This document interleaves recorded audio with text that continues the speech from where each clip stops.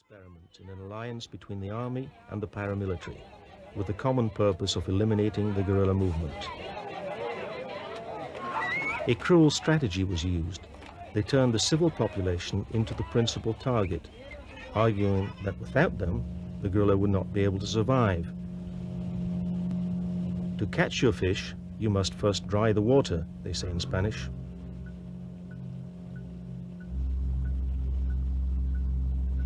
The result, after paramilitary raids on the area, only ghost towns remained.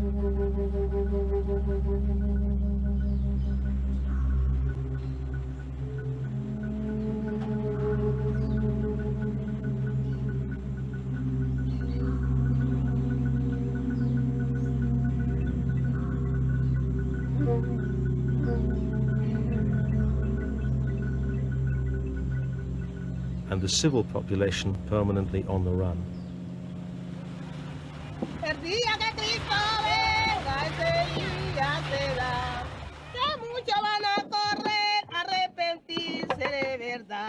Pero han perdido el tiempo, ya no hay solución. Estaban advertidos de la condenación. Y hoy cuando los helicópteros. And when the helicopters came, the helicopters going round and round, and we run, and they go round.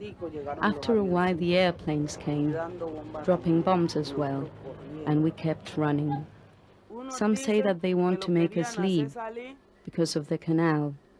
A canal from a little bit north of here, close to Panama, to the other side, very close by. But there is no need to make us leave in that way, under such cruel conditions, forcing us to leave the mountains where we always lived.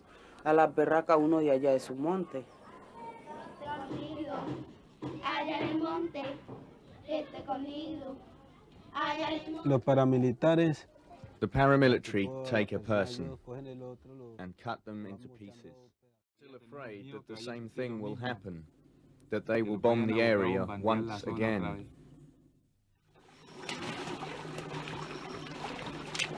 As a consequence of this situation, the FARC had to give up part of Urabá's territory to the paramilitary. On the other hand, in other regions, especially the center and south of the country, the power of the guerrilla is growing. Experts estimate the FARC effectively controls some 40%. Well, it's a complicated life. It's all very much affected by the problem of violence. Many of us are displaced. I've also been displaced, and I finally ended up in Urabá, where I was working 6 years in the banana area.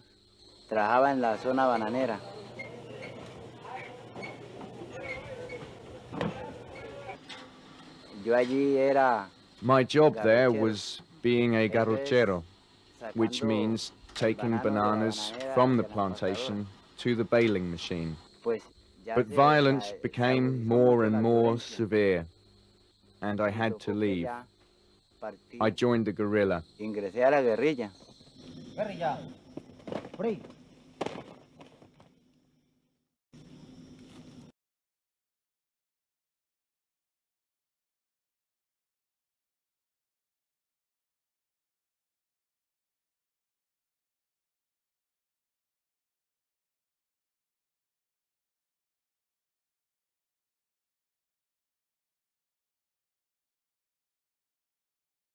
After years of stalled peace talks, the president of Colombia and FARC rebels have reached a mutual ceasefire agreement.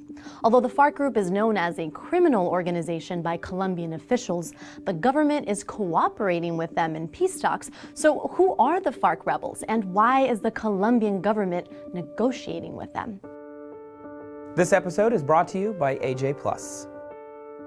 FARC is the Spanish acronym for the Fuerzas Armadas Revolucionarias de Colombia, also known as the Revolutionary Armed Forces of Colombia. They are sometimes classified as a guerrilla group or a violent non-state actor by the media. But the US and the European Union list them as a terrorist group. Colombian officials have also referred to FARC as a terrorist organization or a criminal band. It's reported that they make up to $600 million per year in profits from drug trafficking, kidnappings, extortion, and unofficial taxes. And by this account, they are considered the third wealthiest terrorist group in the world. A 2009 U.S. report said that FARC controls 60% of the cocaine supplied to the United States. So why is the Colombian government negotiating with a purported terrorist group? Well, the two actually have a long history together, and the government is somewhat responsible for the development of FARC in the first place.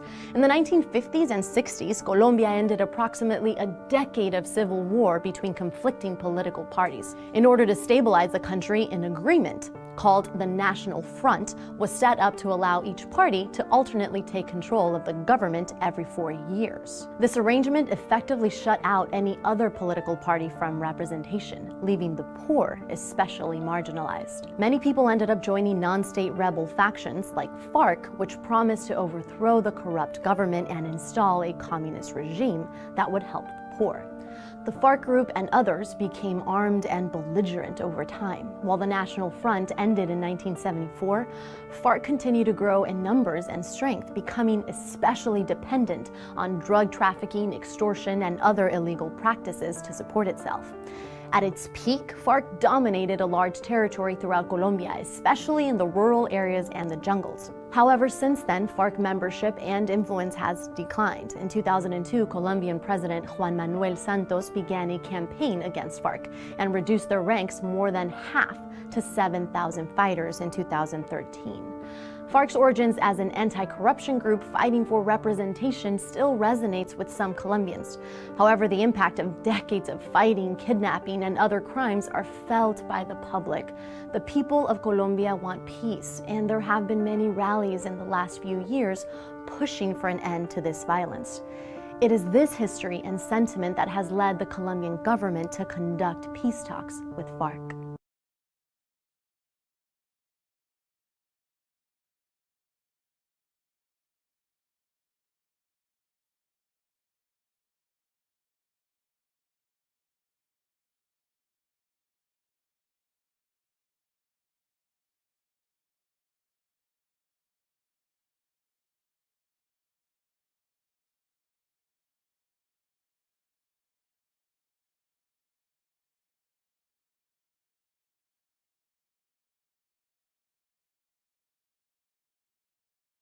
Farmer Luis Montoya has never known peace. Still in his mother's womb, his parents had to abandon their house. Then as an adult, he's lived through the torture and murder of his family members by paramilitaries. One arrives in a region, then violence comes, and you have to leave everything and run away. When you get to a new place as you settle, they make you flee, and from there again. There's no way to progress. You work, build something, just to have to run away again. One spends his entire life trying to escape and losing his loved ones. After his last daughter was killed, he finally gave up and decided to cross the border into Venezuela. Luis is one of the more than 200,000 Colombians who have been seeking refuge here over the last decade. Only 3,000 actually acquired refugee status. This bridge is the only legal crossing over the river separating the two countries in this region. But a tangled reality of rebel groups, oil interests, and gangs make this one of the most porous borders in the Western Hemisphere. These motorboats carry illegally all day long all sorts of goods from the Venezuelan side to Colombia. Sugar, cooking oil, rice, you name it. But most importantly, tanks full of gasoline. Venezuela's government subsidizes fuel and some basic goods. For many displaced people, smuggling is the only way to make a living. Most of the displaced are farmers and they don't find jobs here. They end up in makeshift houses with no services. Smuggling becomes the only option. When they arrive, they often don't have documents and need to prove they have been displaced. Humanitarian help, when available, takes 4 months to a year. They need to eat. Luis gets by selling handcrafts. He says no matter how complicated the situation is, he feels safe here for the first time in his life. Many ask me if I want to go back. It hurts my soul, it's my homeland, but I don't want to go back. I'm done with it. The Colombian government says that bringing back the people who've been terrorized is a priority. But until fear is overcome or real peace achieved, it will remain a daunting task. Alessandro Rampietti, Al Jazeera, Arauca.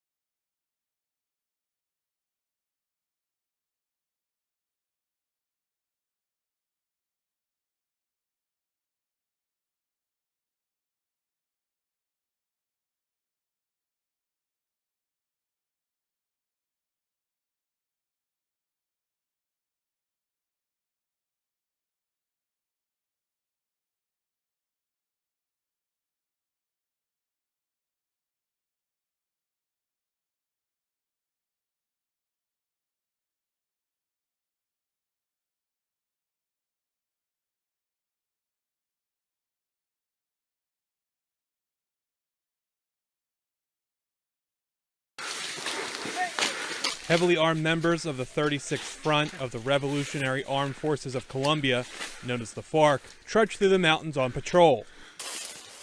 One rebel leader, known as Juan Pablo, has been fighting for 25 years. Only 6 months ago, his girlfriend, another rebel, was killed in an army raid. But after a life of plotting ambushes and assembling landmines, a peaceful future fighting political battles is within his reach. I see myself as a leader, perhaps with limited resources, but with the capability of being convincing and capable of pulling together this movement we're going to create. After Colombian President Juan Manuel Santos traveled to Cuba and sealed a breakthrough in 3-year-old talks, both sides predict a final deal to end bloodshed as early as March. We are talking with representatives of the government because we believe this government has a desire for peace. The Associated Press made a rare 3-day visit to this hidden camp to see how the region's oldest leftist insurgency is preparing for that peace. In my personal case, I think I need to perfect myself more. This means I have to study more. I have to sacrifice more in order to be a better individual and contribute to this process. I believe in the willingness for peace of the Colombian people. I believe in their decision that enough with the war. A half-century of fighting between the rebels, right-wing paramilitaries, and the U.S.-backed military has claimed more than 220,000 lives, 40,000 disappeared, and driven more than 5 million people from their homes, the largest displaced population in any country after Syria. We are willing to go to the last consequences to reach peace with social justice, but not the peace of come over here and go to jail for 50 years and get extradited to the United States. Juan Pablo, who fled his impoverished village as a teenager, wants to return home, where he hopes his next battle will be at the ballot box. He wants to run for mayor. Bob McCall, Associated Press.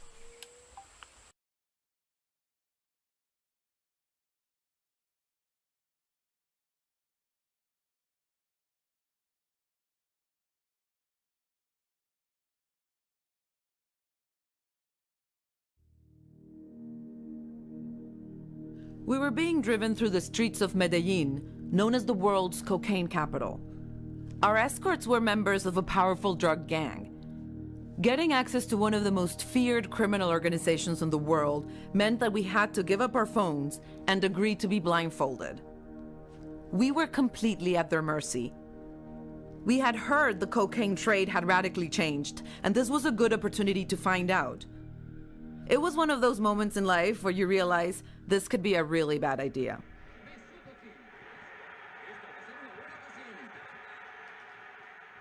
The guy bringing me into the room used to be a hitman. He was fresh out of jail. This is the drug gang's method of blindfolding people to avoid attention. Just eye patches and sunglasses. The guys gave us a ridiculous cover story in case we were stopped by the police, that we had just undergone eye surgery. I'm not sure that they would have bought that. Gracias. Wow. Okay, we've been blindfolded for 30 minutes. That was really stressful. I don't know where I am. ¿Qué es lo que hace el perro? ¿Está buscando algo? Marihuana. ¿Será que es adicto? So this is basically like a deposit. They will sell the drugs from this house. They will distribute them to different places. So far they've shown us the pod, but I think they've got much more. And they're letting us only film in this one room. The light has to be dim because it attracts the attention of people outside. But it's already a lot of access. I mean, these people that you see here are like the foot soldiers of the cocaine cartels. For us to be here, they basically had to ask and get clearance by senior people. Yo tengo 24. Yo tengo 18. El cachorro. El cachorro. Como el perrito que anda por ahí. Es el segundo cachorro, el primer cachorro es perrito. ¿Nunca les da miedo? No, si usted va a trabajar con miedo, no entre a esto. ¿Y armas no tienen? Sí, armas, pero todo se mantiene guardado. ¿Dónde están? ¿Podemos verla? No. ¿No? No, eso ya está en otra casa más abajo. Por si los viene la policía, básicamente, claro.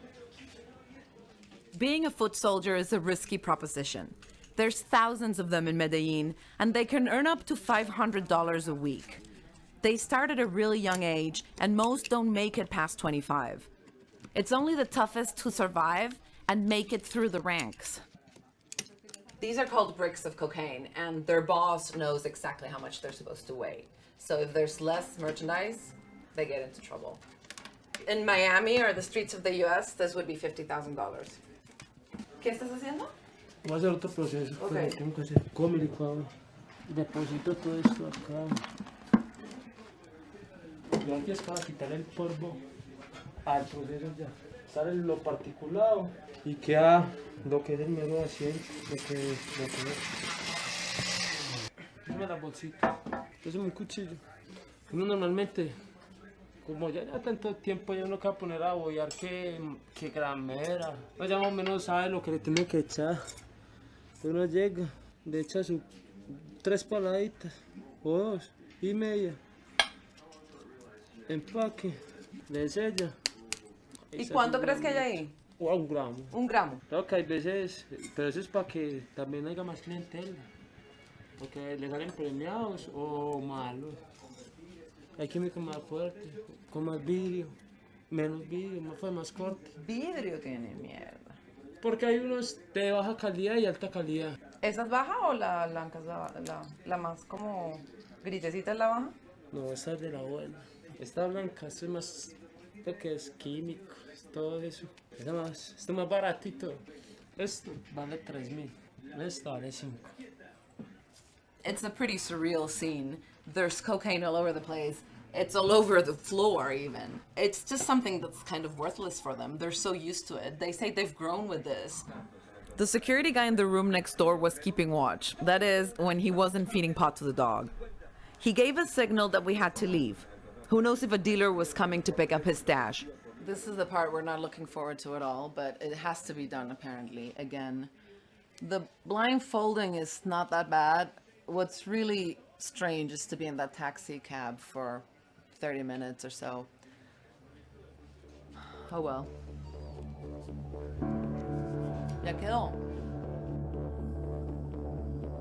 We were bundled back into their car, not having a clue where we were. We had just seen the first step in Medellin's cocaine industry. On the surface, the city seems stable. But if you dig deeper, you'll find many efficiently run criminal networks, modeled after a corporation. The official line is that the city is experiencing a relative calm. Actually, that's not the case. It's just that the gangs, known as combos, have made deals and divided up the city. We were granted access to a guy who controls one of these combos. He's only 26, and yet they call him Cucho, which means dad or old man. There are around 20 Cuchos in the city. Javier has an army of 500 men, including the guys we met at the depot. He is middle management, the link between international drug traffickers and the foot soldiers. He'd like to move up the ranks, but today it takes more than just being ruthless. You have to be ahead of the curve. Como dicen, la necesidad es la madre de todas las innovaciones. Sí. Nosotros lo único que hacemos es botar este líquido y introducimos la cocaína líquida acá.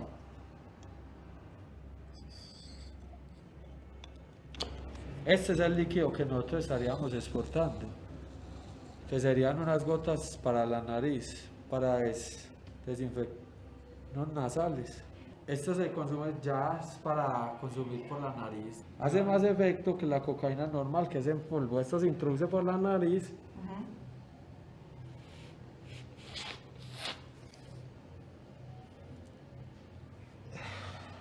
Y hace un efecto aún mayor que el que hace la cocaína normal.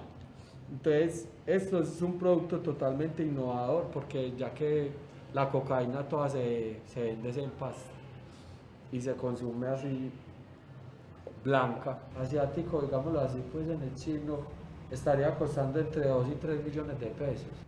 ¿Cómo te ves tú en 5 años, digamos, por ejemplo? Podría estar en una cárcel, obviamente, podría estar muerto, por lo que uno se mantiene con muchas liebres, muchas culebras, pero nos vemos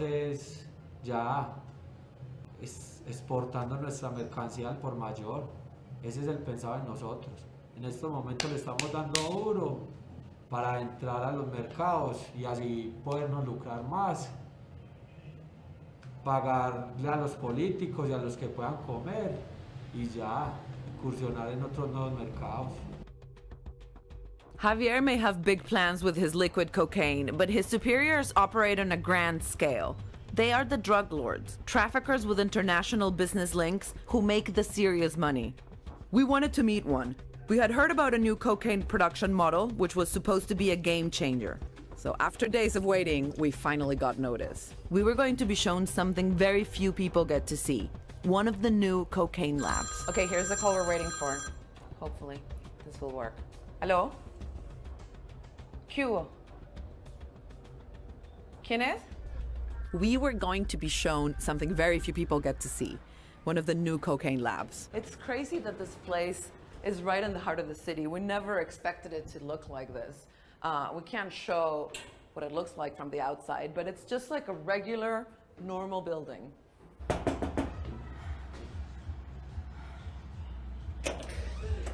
Bueno. Sí, todavía no. Telling us to wait because they need to put masks on.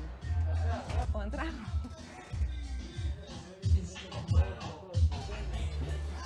No es un laboratorio, como decir, de pueblo, en zona boscosa, algo así, por lo que... Claro. Esos son los ya tipo exportación, ¿sí o no? Aquí manejamos cocinas pequeñas para distribuir aquí la comuna. Toda la comuna influencia, mira, con grandes consumidores que nunca acabarán. Como aquí, ¿qué? Apparently, all you need is a kitchen with a microwave and a cook. Aquí le echamos agua. Carbonato de sodio.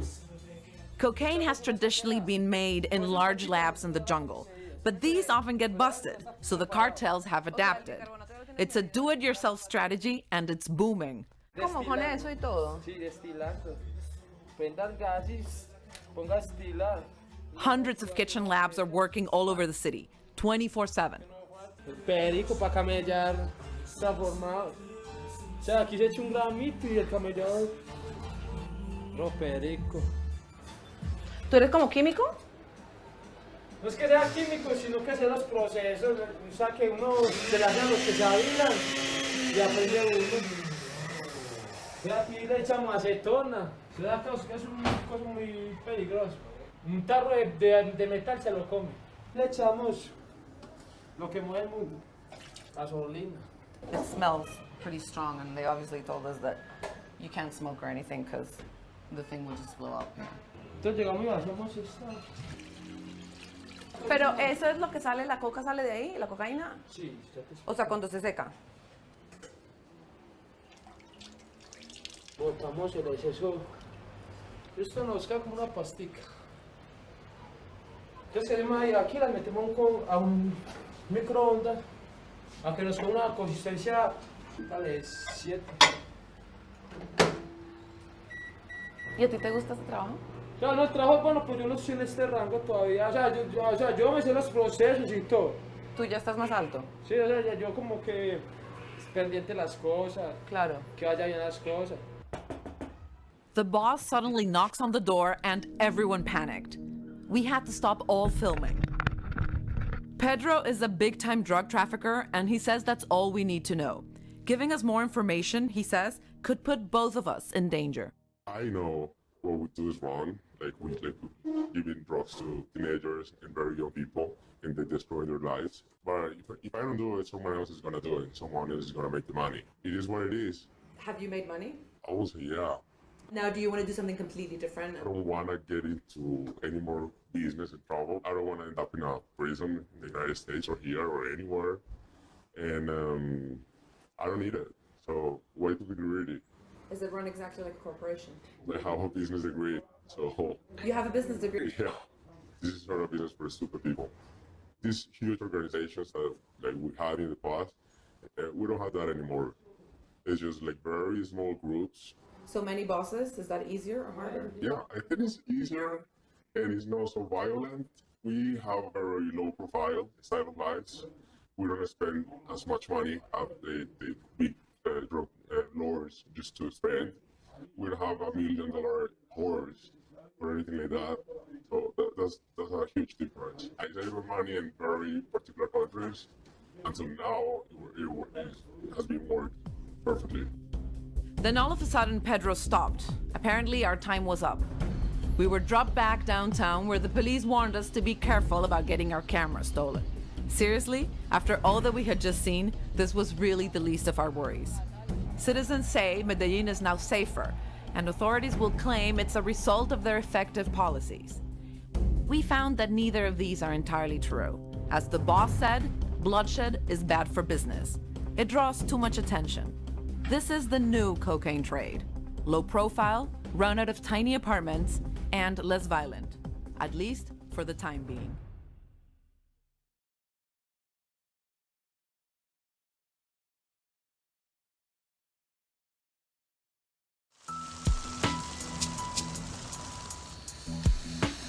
Cocaine travels in one direction, north. Starting deep in South America, it winds its way north towards the U.S. The last step before the street is the big money dealer. He's the one with the most to lose, so he's also the most dangerous link in the process. There's all different kinds of drug dealers, but they basically will go into one of two categories, in my opinion. Those that need forklifts and those that don't. I'm a drug dealer with the forklift and the tractor trailer.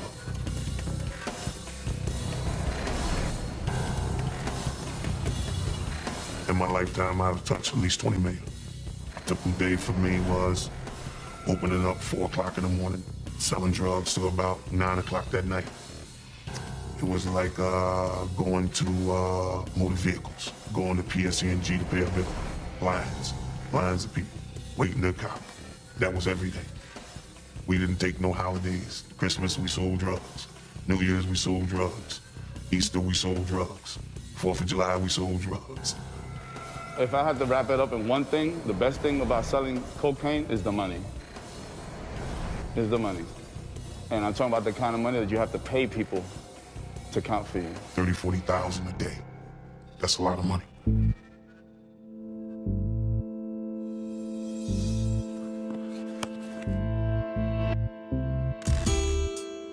I grew up in a housing project, and cocaine was very rampant there.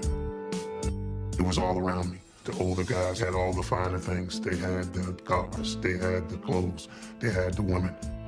As a young guy living in a housing project, you're destined to want that.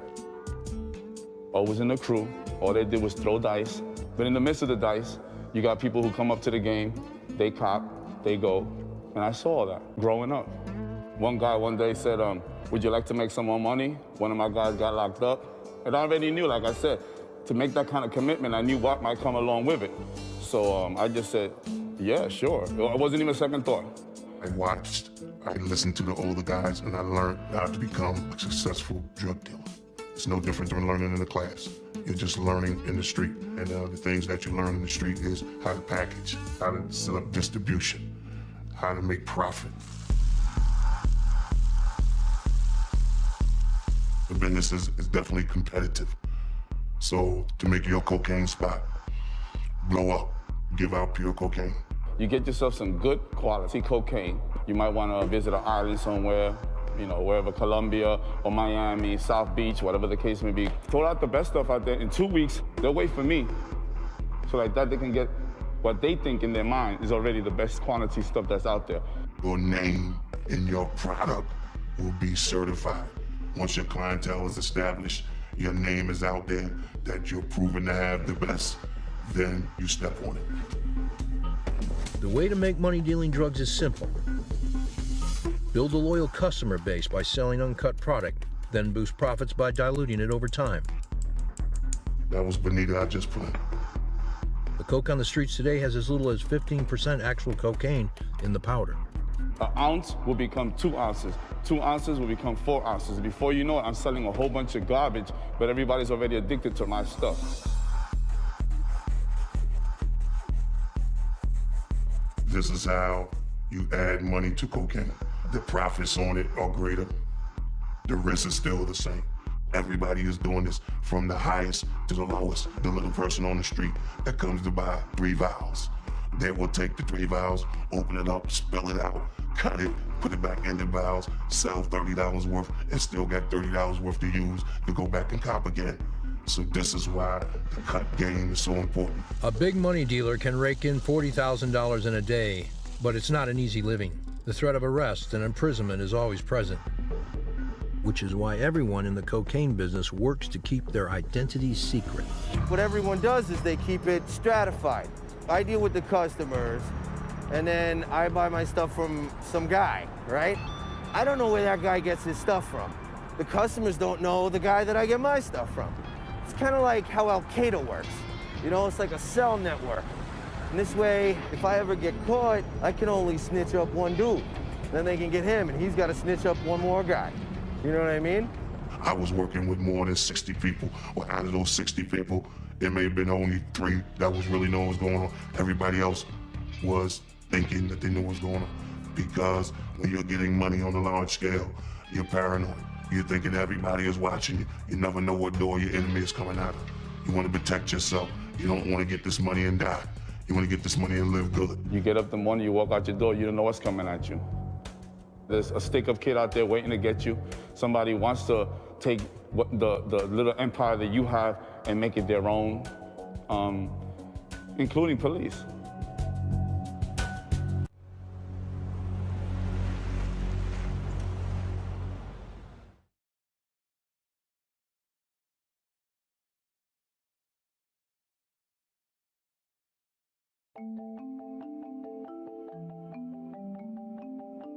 In June 2015, the Colombian government protested Venezuela's attempts to claim maritime borders in a disputed territory. This is far from the first incident the two countries have dealt with. Their history has seen a constant back and forth of diplomatic disagreements. So exactly why do Colombia and Venezuela hate each other? Well, originally, they were both part of a single country called La Gran Colombia under the leadership of Simón Bolívar. However, in the early 1800s, Bolívar's plan for a united Latin America fell apart due to infighting between member countries. Since then, Colombia and Venezuela have drifted apart ideologically and politically. A major source of their dispute is over the Gulf of Venezuela. Parts of the Gulf were allocated to both countries by the King of Spain and in a subsequent treaty. However, the maritime border was not defined, leading to both claiming portions of that territory. More significantly, Venezuela's political parties collapsed in the late 1990s. A socialist revolutionary, Hugo Chavez, was then elected as president. Chavez had been imprisoned for attempting a failed coup d'etat in Venezuela in 1992. His policies as president led to overspending, inflation, poverty, and a significantly weaker economy. Additionally, there was a major rise in corruption and murder, and an influx of socialist propaganda. Meanwhile, Colombia, a capitalist country, has been struggling with a half-century-long conflict against a guerrilla group called FARC. Colombia, the EU, the US, and others consider them a terrorist organization. However, to the Venezuelan government, FARC is considered a people's army and is ideologically aligned with their Marxist-Leninist socialism. A large source of conflict comes from accusations that Venezuela has given support and shelter to FARC and other guerrilla terrorist groups. Both countries have also accused each other of entering each other's territory without permission, ostensibly to fight fleeing guerrilla fighters. FARC has been kidnapping Colombian high government officials for ransom since the 1970s. Venezuela, in turn, has been mediating prisoner exchanges between the two. The most significant breakdown in relations occurred in 2010 when Colombia's president openly accused Venezuela of harboring guerrilla terrorists. Venezuela immediately ended diplomatic relations, and the two countries verged on war. However, tensions were resolved soon after as a new Colombian president was elected.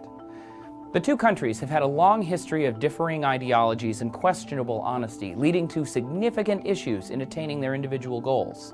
Although Hugo Chavez died in 2013, his successor is considered to be similarly aligned with the socialist ruling party.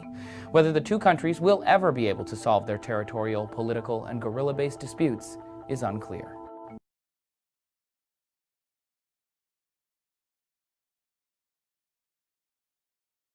The government of Colombia is in negotiations with Marxist rebels, the Revolutionary Armed Forces of Colombia, or FARC, to end 50 years of war. The country's infamous drug trade, which fuels the conflict and helps finance the insurgency, has been a major point of debate at the peace talks. If a deal is signed, it could prompt radical changes in the production of illicit crops like coca, the raw material for cocaine. Special correspondents Bruno Federico and Nadia Drost traveled to the heart of the coca trade in the southern region of Putumayo to find out what impact a peace deal would have. The report is narrated by Ms. Drost. It's high noon and the sun is scorching as pickers grab at the leaves of coca plants. For us owners of the crop and workers here who pick it, it's a big process to harvest it to get the powder. Long before white powder cocaine hits the streets of the U.S. and Europe, it starts in a field like this, in an isolated patch of the Putumayo region in Colombia's south, where coca leaves are harvested and then processed into a coca base, the foundation of cocaine. 2 acres produces 5,000 or 6,000 grams of coca base, and each gram is cheap, sold for about 50 cents.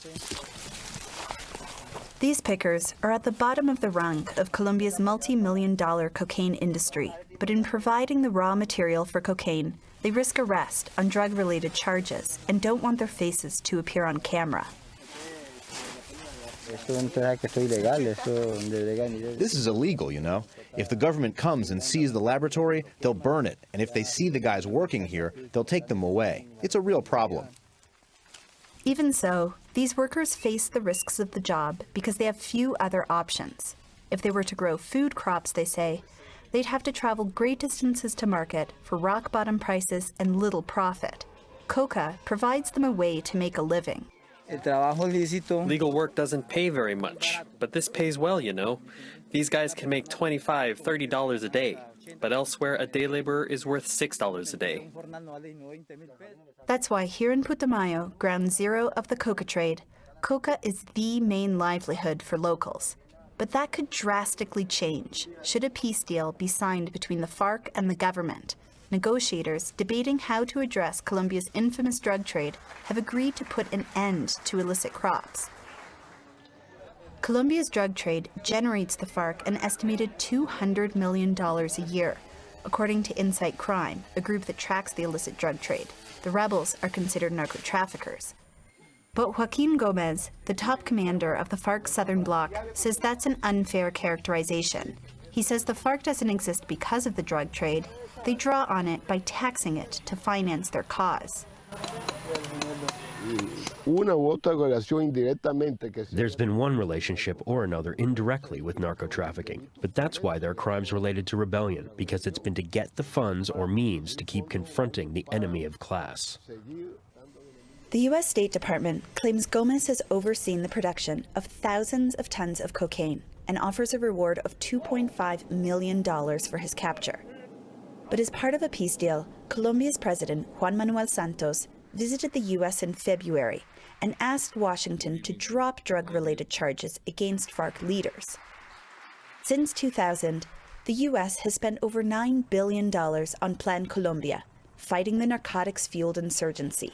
Part of that effort? Aerial fumigations to eradicate the coca plant. Crops dropped by over half by 2014.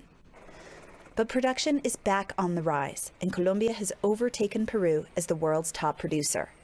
Aerial spraying has also killed food crops and been blamed for serious health problems. Now, as a part of the expected peace accords, both the government and the FARC have committed to supporting farmers to substitute their coca crops for legal ones. But locals worry. What's the fear? That if coca ends, there'll be a lot of people without jobs. And coca base is so important to this town, it's even used to buy goods, a valid currency here. The only way locals can imagine coca substitution programs working is if the government invests in ways to make alternative crops viable so that communities don't have to rely on coca. We hope that instead of gunshots, there is social investment. We'll leave coca to the side and invest in cattle raising or something. Coca leaves, ammonium, cement, sodium hydroxide, and gasoline. Rudimentary labs like this keep churning out coca base. If there's peace, we won't count on coca. If the government doesn't come through, well, we'll have to keep going with coca. If a peace deal doesn't provide alternatives to coca, there'll be no shortage of campesinos willing to fulfill demand for drugs abroad, far away from these coca fields. For the PBS NewsHour, reporting with Bruno Federico, I'm Nadia Drost in Putumayo, Colombia. The Colombian government announced today that it would soon begin peace talks with the country's second-largest rebel group, the National Liberation Army, or ELN. Colombia's half-century of violence has killed nearly 250,000 people.